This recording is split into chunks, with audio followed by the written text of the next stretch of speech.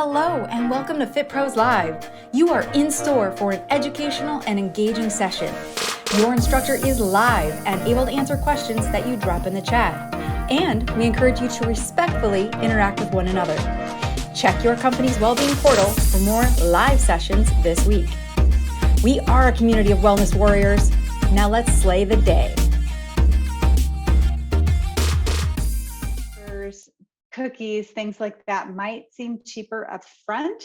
They cost us a lot more on the back end through medical costs and just not feeling as well and not performing as well in any aspect of our life. So today we are going to talk about ways to really take control of this in a practical way. I love to share simple, doable nutrition topics with you so that you can really make an impact on your own health. So I promise you, these are all going to be ideas that I have implemented in my coaching practice and with my own family. So promise is there. But we are going to talk about how budgeting and buying seasonal produce, even repurposing some of those leftovers, are going to really help out with your overall wellness. So without further ado, it's great to introduce myself to you. I am Suzy Lewis. I am a National Board Certified Health and Wellness Coach, and I love equipping high achieving leaders to really balance their nutrition and their stress so that they can avoid burnout and live their intended life. And I'll be sharing my expertise with you in this health talk today, and hopefully teaching you some cost-effective and fun and healthy and delicious ways to begin cooking a little bit more at home, or maybe that's coming back to something that you've done in the past.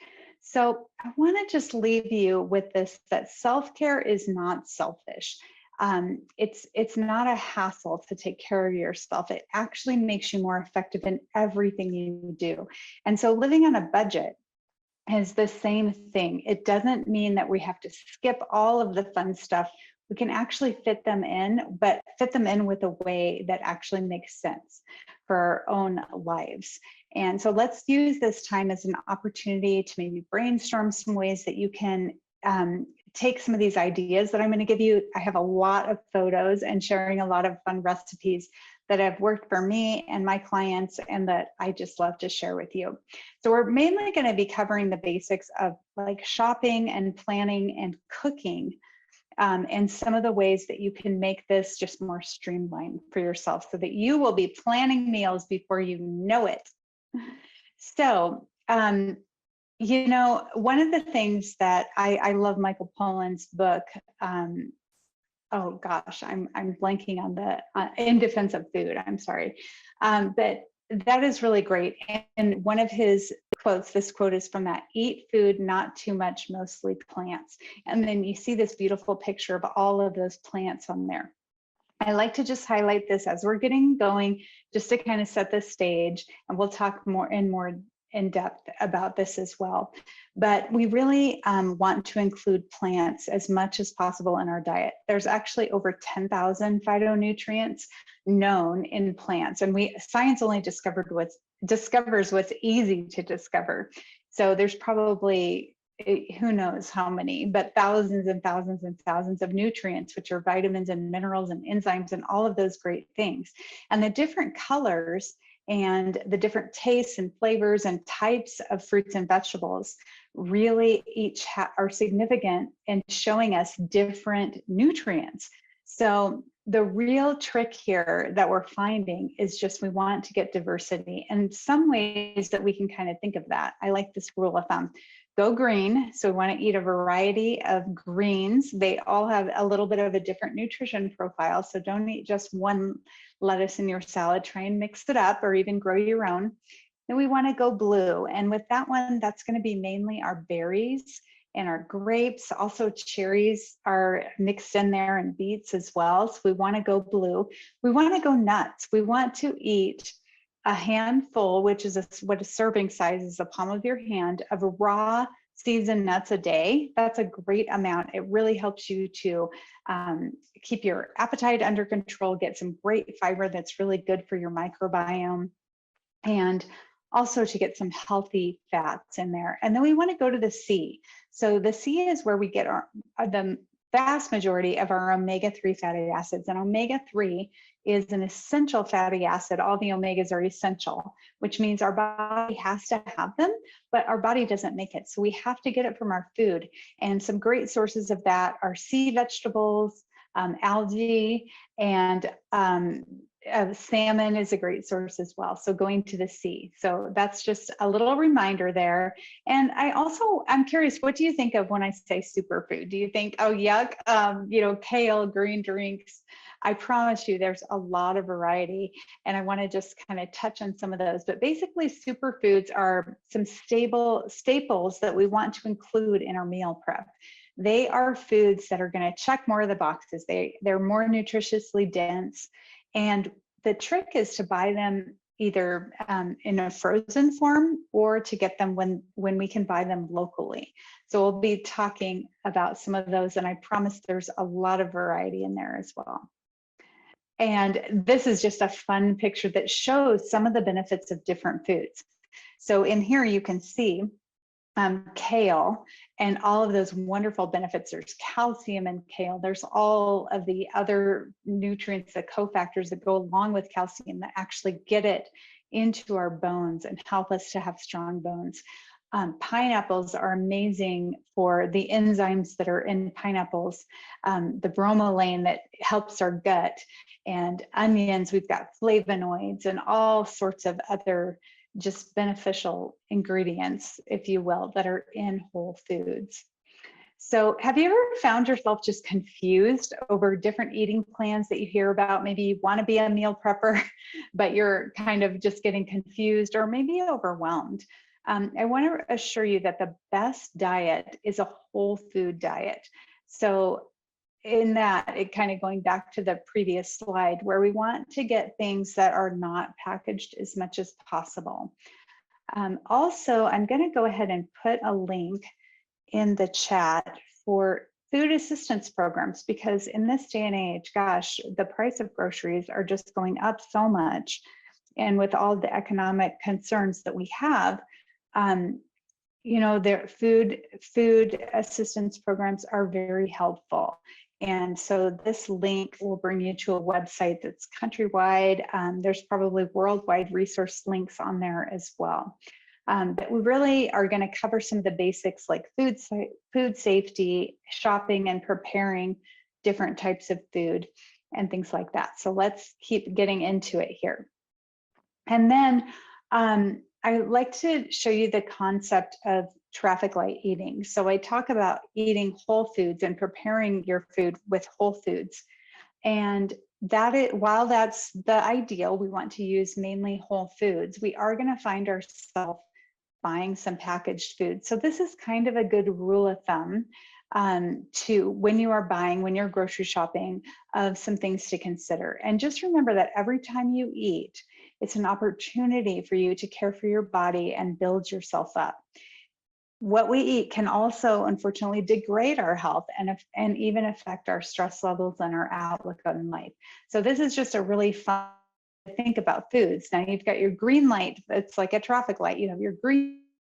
Those are going to be your plants. Those are going to be things that are high in omega-3, like what we talked about. Foods that really don't have a label for the most part because they come packaged in their own packaging. Then we get into yellow light foods, and these are foods that are really high in nutrients. They also usually they're more calorie dense, maybe have more fat to them. So we eat them every day and they're important to our diet. But we do want to kind of monitor how much we're eating, because we don't want to just eat an endless supply. Whereas green light foods, you kind of don't have to think about it. You can just eat as many as you want. And then we come to our red light foods. And red light foods are things that have additives, added color, or other preservatives, things that are man-made. And they tend to be higher in sugar, lower in fiber, and just really the red stands for you can probably stop and make a better choice. The other way I like to think about traffic light eating is think of it as a continuum from you've got your young foods that keep you feeling young, to your old foods, which are more like those red light foods like the cakes and stuff like that. So hopefully that's a little bit of a helpful tool for you there. And let's go ahead and Oops, get to the next one here. So I want to just add a few cooking basics. If you are kind of new to navigating the kitchen, or even if you've been cooking for a really long time and you cook regularly, sometimes it's nice to just come back to some of the basics. An added bonus of cooking at home is that it's proven to help people to avoid things like cardiovascular disease and weight gain. One study found that by simply swapping restaurant meals for home cooked dinners could add up to 14 pounds of weight loss over the course of a year. So in the era of Uber Eats, convenience definitely rules, but you could actually save over 4 times the money by cooking in. So generally, and there's large studies that from different cities and all that all around the world, and generally a home cooked meal only costs a quarter to create at home as what it would cost in a restaurant. So think about that for a minute and think about how much money. You could start calculating how much money you might be saving there, depending on how much you are going out. But some of the basic foods that we can think about, let's just get back to basics. And of course, we want to be including a lot of plants in there. So think of salads, a whole variety of different salads. You want to think of smoothies, which are a great way to pulverize a lot more plants as well. And you can really get some great protein in there and fiber. Then we want to talk about adding protein. Protein tends to be one of those nutrients that it's just easy to not get enough unless you're kind of cognizant of it. So we'll talk about protein and how to cook proteins and things like that. And then we have flavor profiles. So there's a lot of great ways to incorporate different flavor profiles into your sauces that can just make your meals really sizzle at home. So a moment here to talk about proteins. Proteins, obviously most people think of meat and chicken and fish so those animal products as proteins. We also can think beyond that. We can think about we can think about plant protein like tofu and tempeh and edamame. Those are wonderful sources of plant protein. Also, nuts and seeds have a great amount of protein. Beans and legumes are really good for protein as well. You might think about adding like a meatless Monday. That's just a clicky one. It doesn't have to be a Monday, but it just happens to start with an M. But maybe one day a week, if you are cooking every night with meat, maybe think about adding a night or a day where you're going to not be having meat. That's going to really save on your grocery bill, because meats tend to be the most expensive part of the grocery bill. It also helps with our health. It helps with things like cardiovascular disease, with weight gain. A lot of popular diets actually take carbs out and exchange them for meats. But in the long term, that's been shown to really not be helpful for decreasing a lot of those lifestyle diseases. And also, just another idea to lower the cost of your proteins and your meats is to think about like beyond boneless, skinless chicken breasts, because that will likely cost you a whole lot more. But you might think of having chicken thighs, for instance, or legs. Those are a lot less expensive. So those are just a couple of ways to decrease the cost of your protein, and also to just add a little bit of protein from plant sources as well.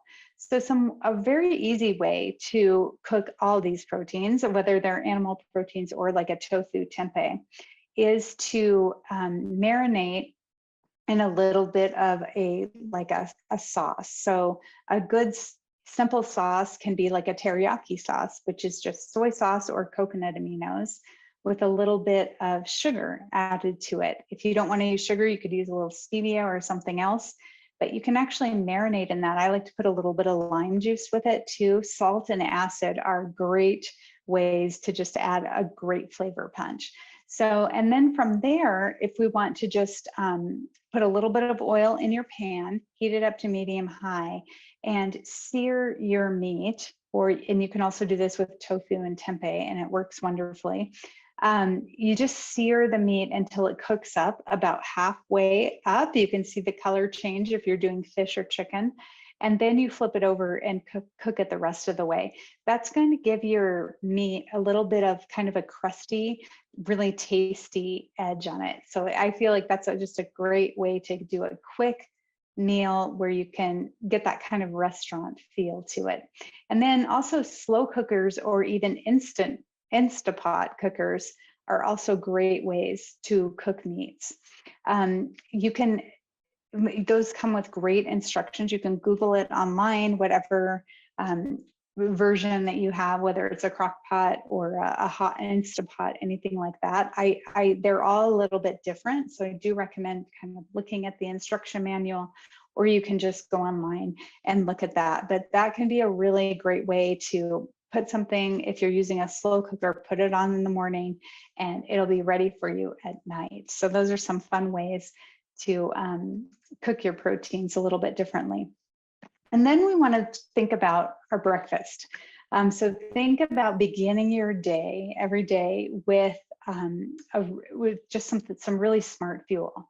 So we're basically starting our metabolism up, we're waking up our brain, we're giving ourselves some nourishment that's going to get us through the first part of the day with stamina and also with clear thinking. A lot of times when we eat kind of a junky breakfast, like maybe a donut or a roll or something like that, that consists mainly of fat and just carbs but no fiber, our blood sugar kind of goes on a roller coaster. So we're on this roller coaster, and a lot of times we started at breakfast because those are popular breakfast items. And when we're on that roller coaster, our emotions, our focus, our temperament, everything is kind of on the roller coaster too.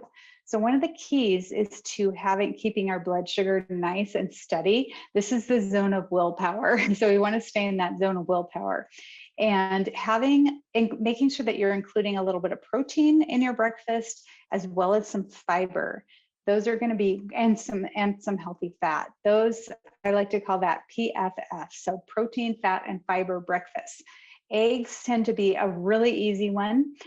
They are just a very complete food that matches our brain chemistry a lot. So hard-boiled eggs are wonderful. You can prep them in advance if you don't like, not everybody likes them. So you can also prepare eggs other ways, of course. And you don't have to have eggs. That's not our only form of protein. If you do want something like eggs, but don't want to actually eat eggs, there's a lot of vegan egg substitutes that are really great that have similar nutrition profiles in there. Another one that I really like to do, and it's very simple, is overnight oats. So with overnight oats, we want to combine a little bit of plant milk. I usually do it with plant milk. You can do it with cow's milk as well. But I usually put about half a cup of plant milk and then add a quarter cup of oats. Now with the overnight oats, the trick is you don't want to use the instant oats. Instant oats will leave you with kind of just a really mushy mess. So you want to use the old-fashioned rolled oats, and you can get those gluten-free as well. So that's really great. And then I like to put a little bit of chia seed in there, or flaxseed, maybe a tablespoon or half a tablespoon in there. You're going to combine all that together. I usually put in a tablespoon also of almond butter or cashew butter or some kind of nut butter just to add some flavor, as well as a little bit of healthy fat there. And so you're basically just going to mix that up and put the lid on it and put it in your fridge. You can make about 5 at the same time, and you'll have breakfast for the whole week, and it makes it really easy to take with you. I like to top mine with blueberries. You'll see blueberries in that picture. They're really good with blueberries as well, or another berry. I would stay away from fruits like banana or pears. Those kinds of things are going to just get really watery and kind of mushy. Another great one, and this also doubles for great dessert, is chia pudding. You see in the picture here, I've got chocolate chia pudding, and that is really a great recipe as well. So you can just look up those kind of recipes for the chia pudding or overnight oats online. There's a million. The overnight oats one that I told you about is really simple though. So those are a few ideas to start your day off strong. The next one I like to focus on is snacks. So with snacks, sometimes people would think of them as like just, treating yourself in the middle of the day. It turns out that having these regular times to eat and having prepared snacks really helps us to keep that blood sugar steady, and in turn helps to keep our focus up, our energy up, and everything like that, so that we're not crashing in the middle of the afternoon and wanting to run through, a coffee place or something like that. One of the just rules of thumb that I also like to talk about here is the rule of twos. So this kind of goes with snacking or when you're eating anything. The rule of twos is to eat twice as often, but eat half as much and chew twice as often. So with each, try and chew 20 times.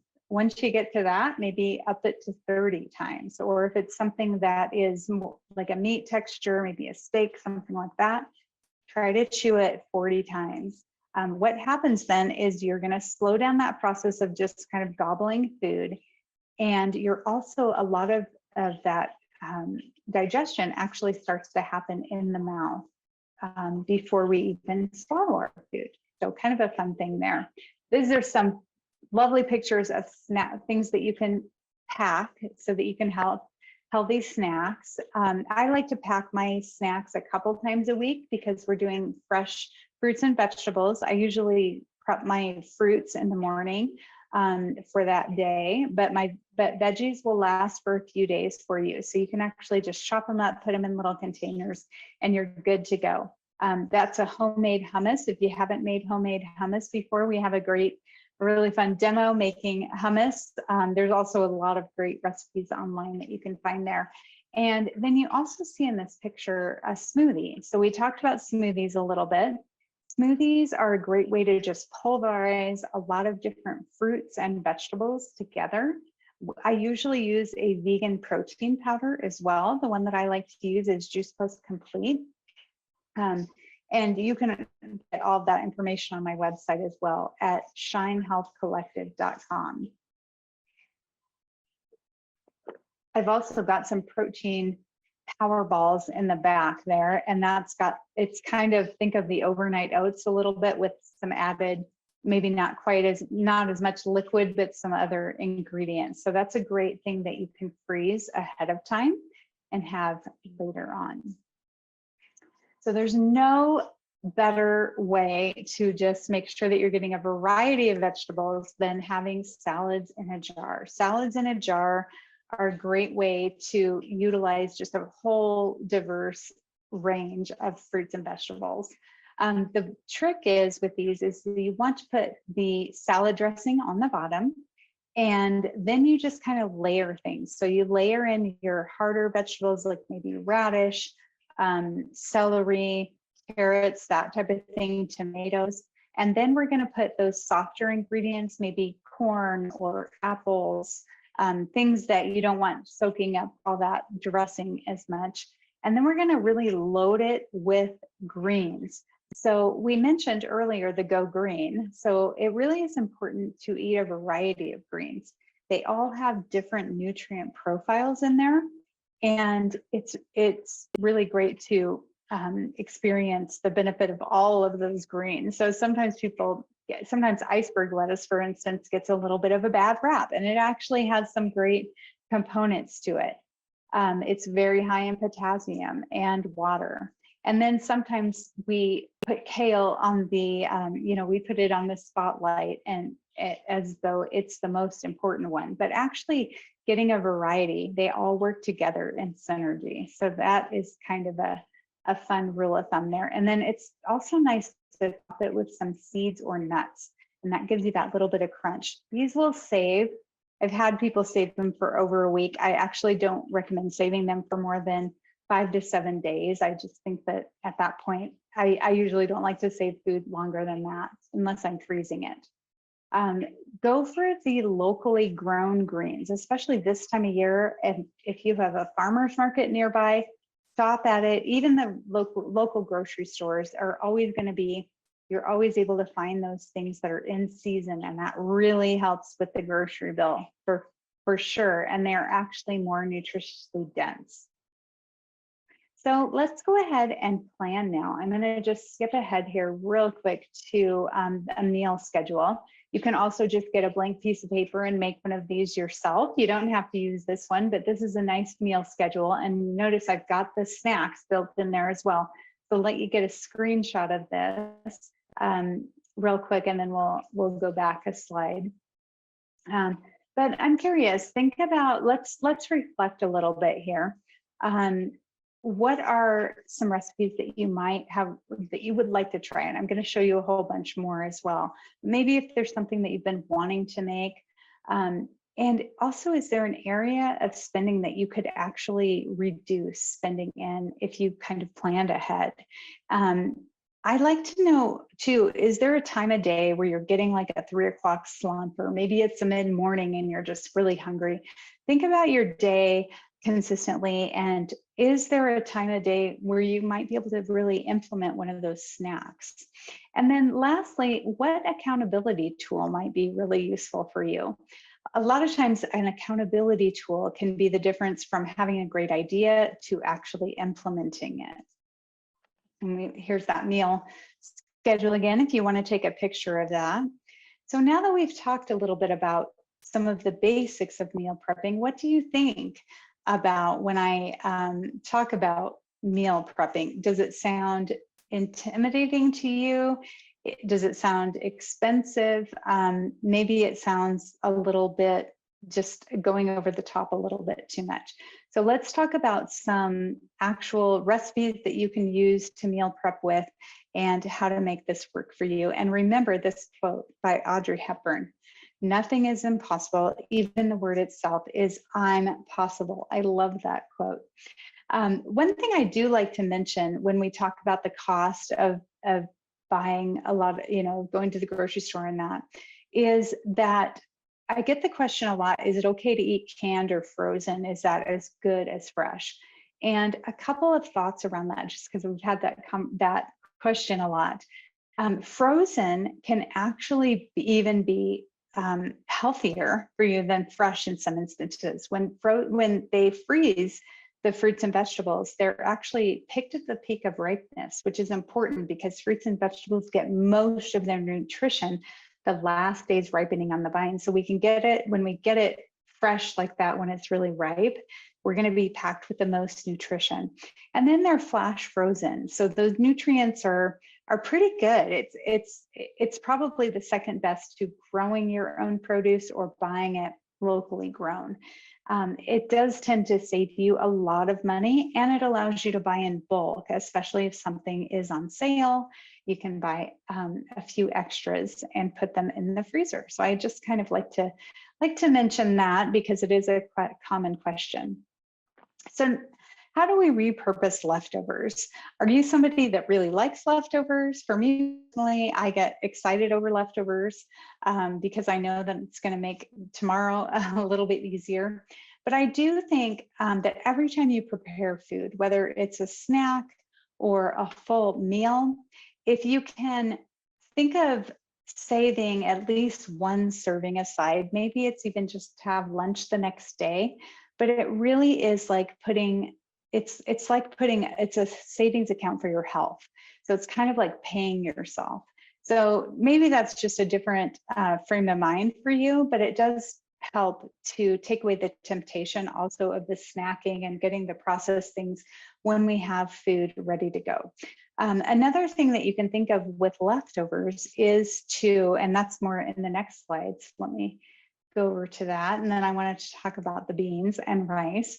But you can do things like protein bowls, like this one here. And that really is a great way to use up and repurpose little bits and pieces that you might have, as well as cooking soups and stews. That's another great way that you can do that. And the key to these bowls is really to have a punchy sauce with them, where you're inserting some of those great flavor profiles that we talked about. So you can also really, in addition to repurposing your leftovers and saving money, it saves so much on food waste. They estimate that 30 to 40% of all the food that is grown and produced around the world is actually wasted, which is just such a sad statistic. It contributes to global warming, as well as it just is a bad thing. It's a waste of energy, and I'm sure you would agree of that. So one thing that that cooking at home does is obviously reduce that waste. It's a great idea to just kind of take an inventory of your pantry and even your refrigerator, just to see what you have. And then you can even look up and search for recipes based on a few key ingredients. So not only will you be not buying that 10th container of tomato sauce at the store, but you might come up with some great recipes to use that up. I do like to mention dried beans.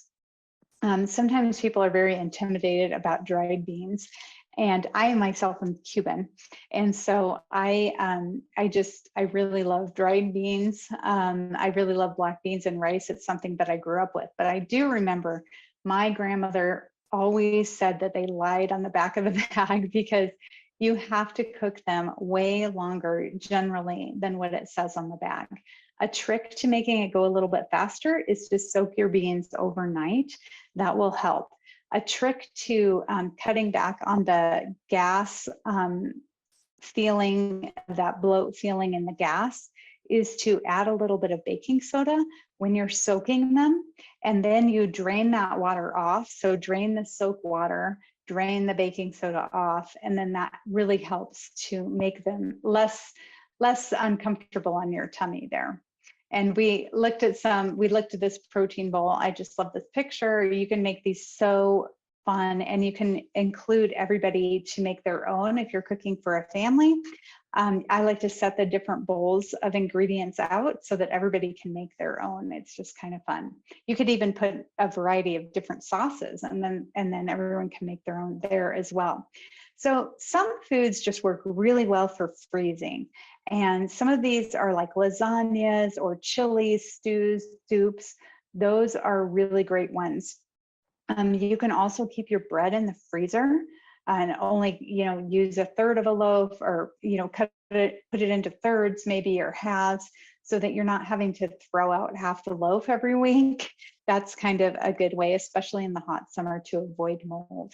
And then when you're cooking things, think about that salt and acid. You want it, so that's going to be like, your acid is going to be like lime juice, vinegar, citrus. Those are kind of those acidic flavors, and they mix with that salt flavor really well, and just gives things such a full flavor.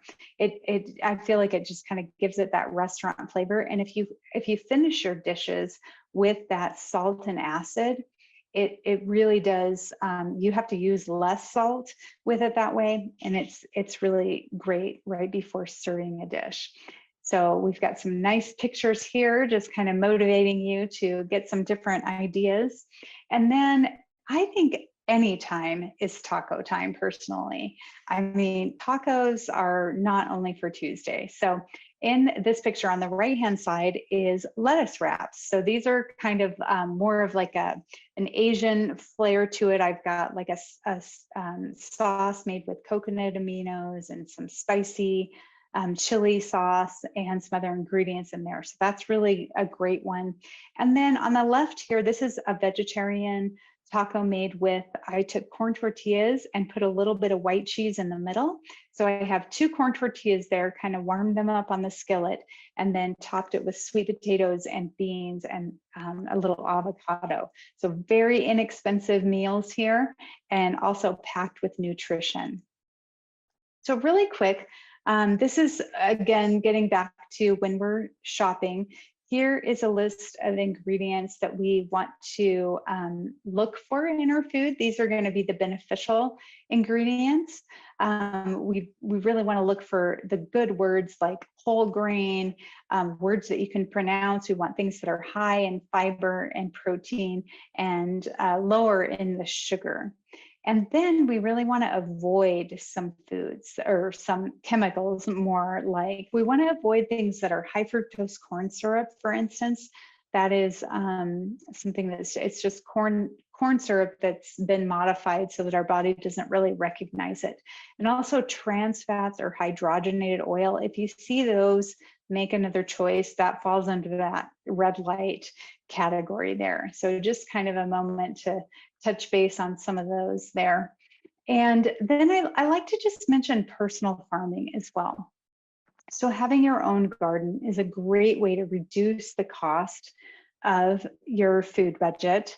It also helps us to take control of what is going on to our produce, and helps us to have less waste because we only harvest what we need. Fruit trees are a great way to make sure that you're getting that the fresh fruits, and they are a huge crop producer. For indoor gardening, I myself live in Colorado, so we have quite a short growing season here, but I do indoor gardening through my hydroponic system. And so that is just a system that works on LED lights, and I grow year round. So it really helps to cut back on those salad bills on the greens and have fresh herbs as well. Another way to just get a simple start is to actually grow some kitchen herbs in like just maybe a terracotta pot.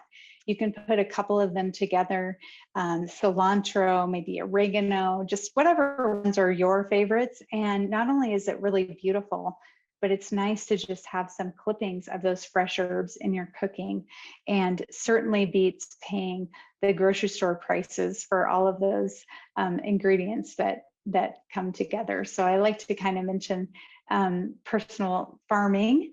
And so I'd really like to just kind of thank you for your time, encourage you to reach out with any questions that you have at this time. And this recording will be available for you at a later time. So these are some of the references that I've used if you'd like to take a screenshot there, and a little bit more about my information and how to reach out to me. So on behalf of FitPros and myself, thank you so much for tuning into FitPros Live today. It has been a pleasure, and I hope that you are motivated to take some of these ideas and start meal prepping on your own. Thank you, and have a great rest of your day.